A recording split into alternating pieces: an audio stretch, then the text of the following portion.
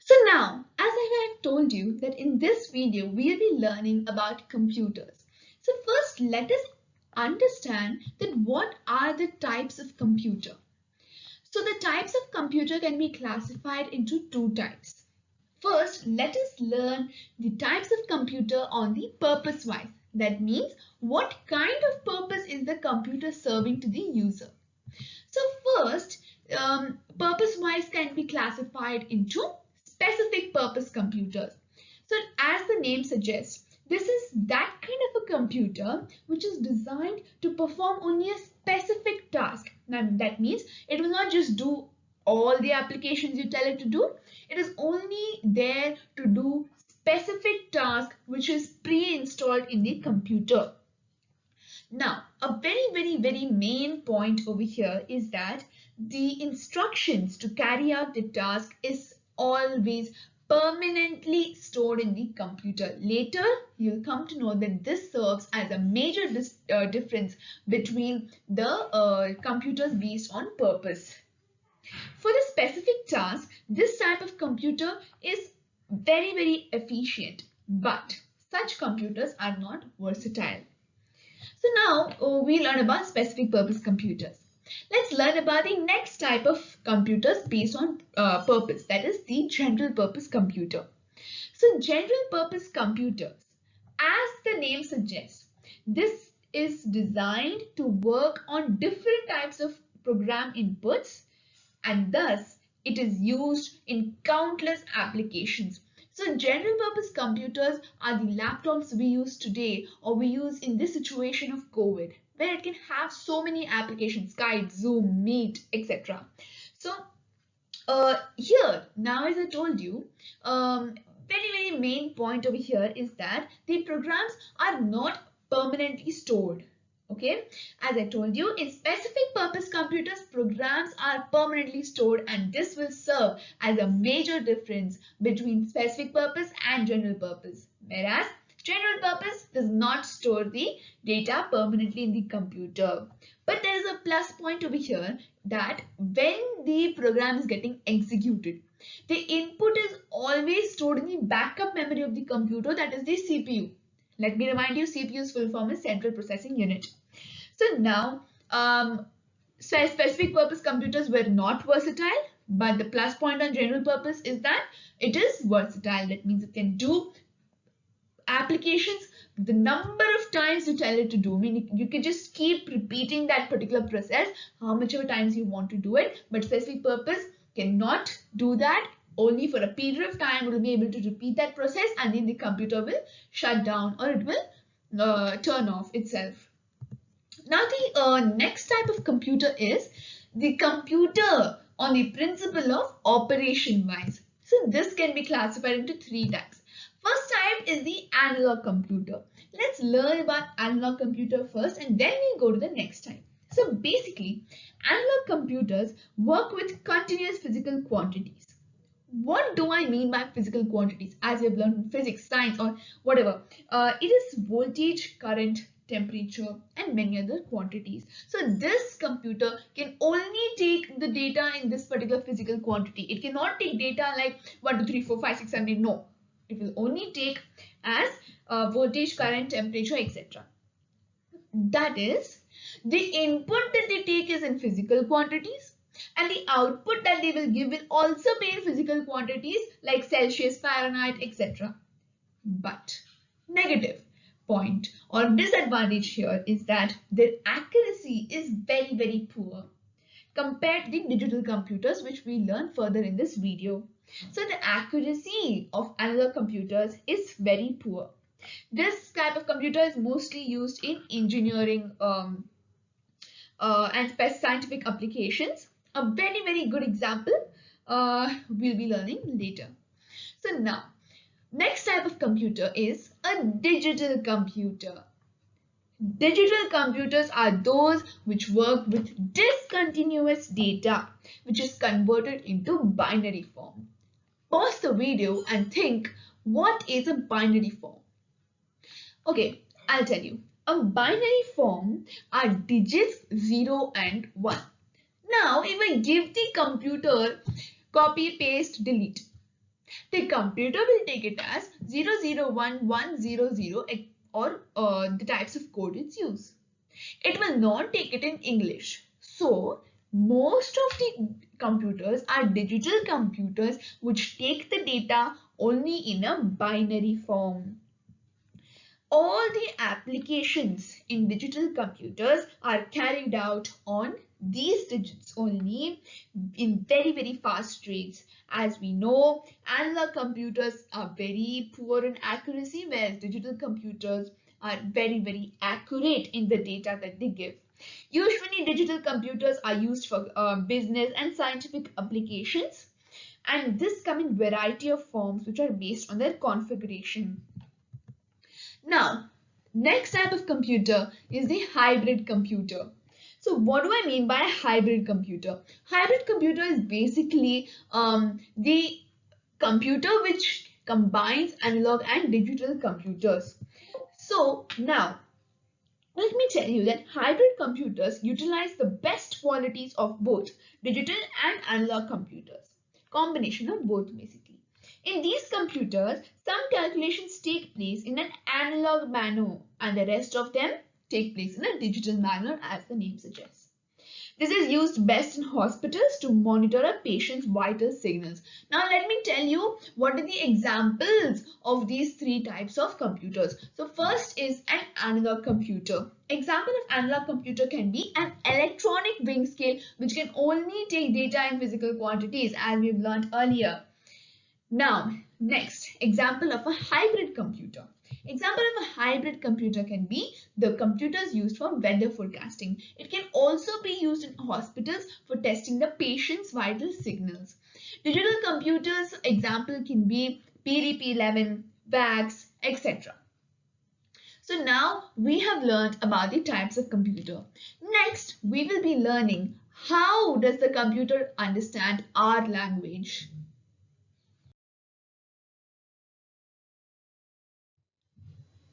So now we learned about the types of computer, that is, I can give a recap. It is based on the operation wise or the purpose wise. But now let us learn about the types of language processors. Before I tell you the types of language processor in a computer, I'd like to give you a daily life example. Just imagine you are an Indian who knows only Hindi and you go to America and you are just standing blank over there because you don't know English. So what you do, you take a person who can translate what you're saying to an American, and that American will tell the translator what he's trying to tell you, and that person will tell it again to you. The same way computers work. I told you before that a computer cannot understand what we are telling to it or we are typing on it.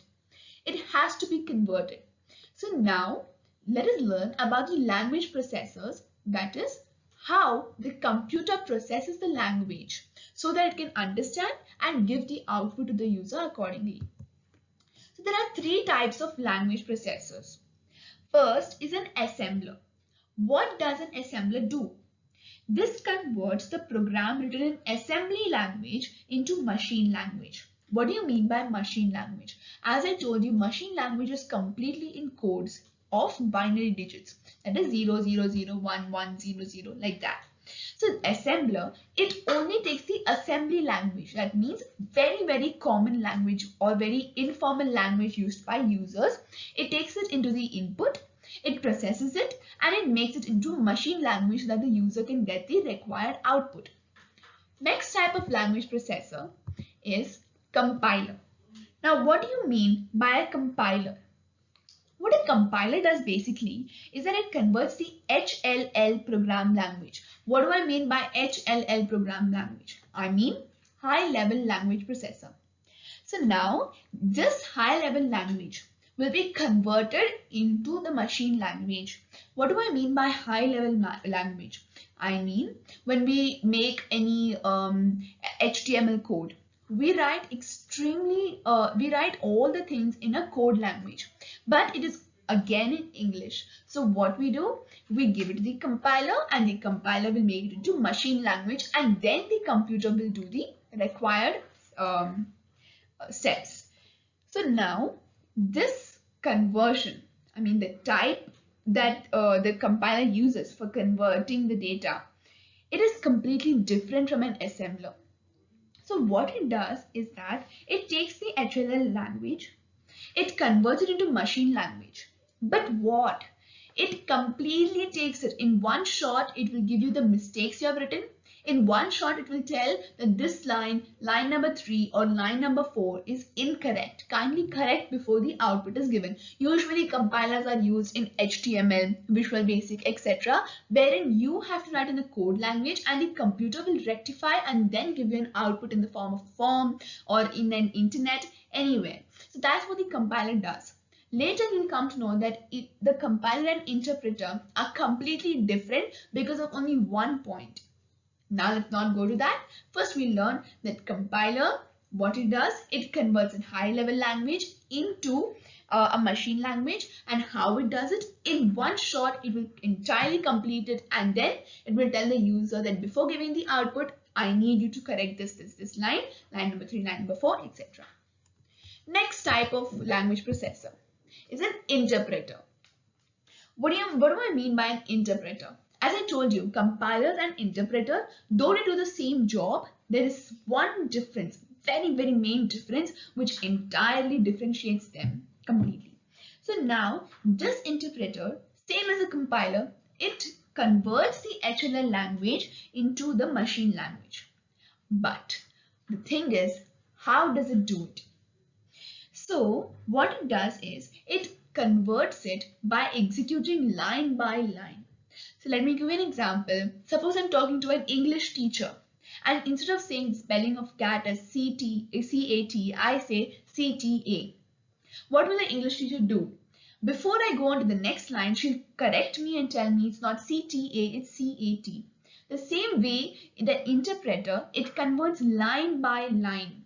That means if I am even typing one word which is wrong over there, the computer will immediately rectify it and tell me to correct it, and I cannot go to the next line before I correct this line. And then I won't get the output if I don't, if I cancel the entire program, or if I do anything that is completely against the computer. So these are the types of language processors, and I hope you've understood it.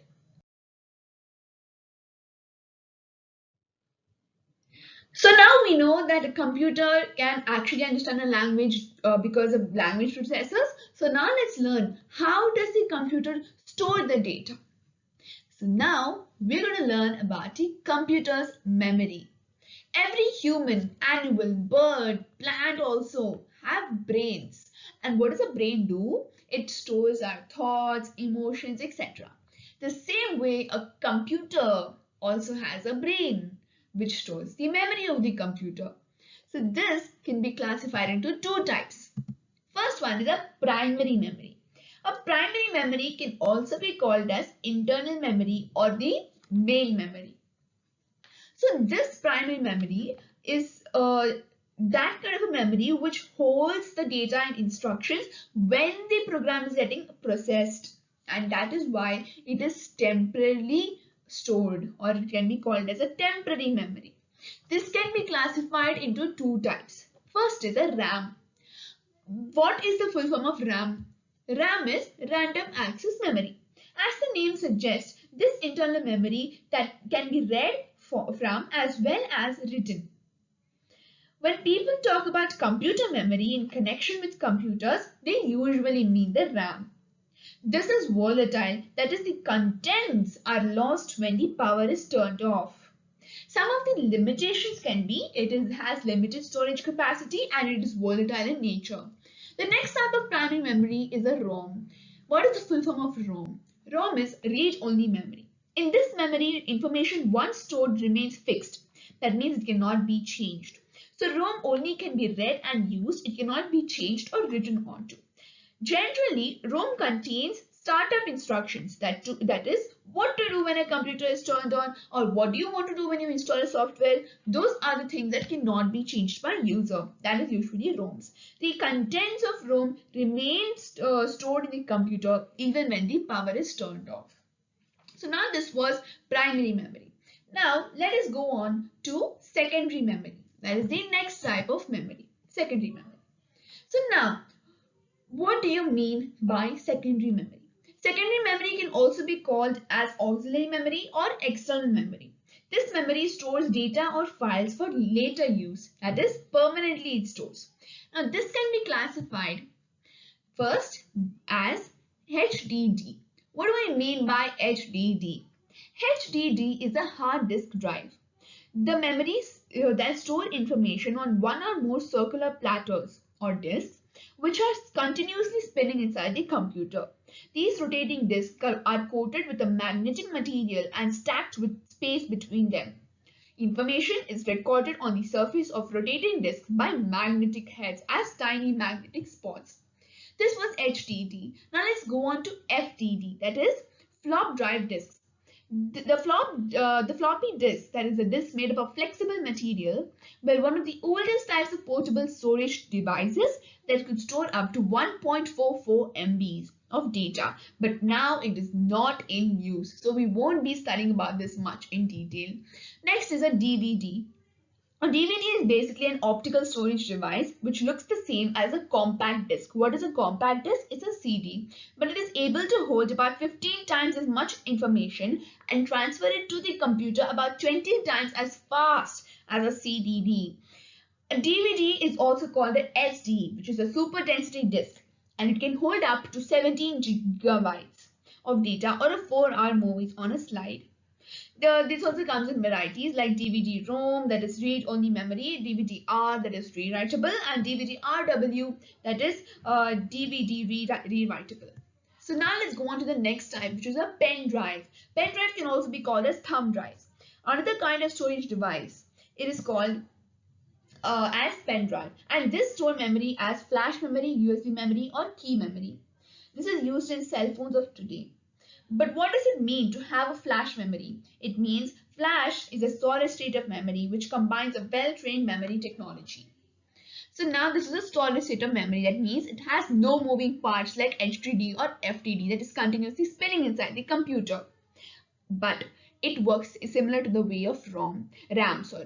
So this basically what it does is it works like RAM, but there's one point there is a difference between them, that is the data is retained in the flash memory when the power is switched off. That was a main limitation of RAM. But whereas over here, though it works similar to RAM, I mean people can edit it, it does store the memory when the power is switched off. So this is what types of memory, or how the computer actually stores the memory in its brain, or you can say in its CPU.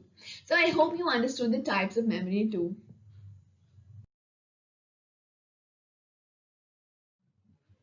So I hope you have actually understood what is a computer, what are the types of computer, how does the computer understand our language, and how does the computer store the memory. So now I'm coming to an end of this video session. Please like and subscribe to this channel, and if you have any doubt or any suggestion, please write in the comments area. Thank you.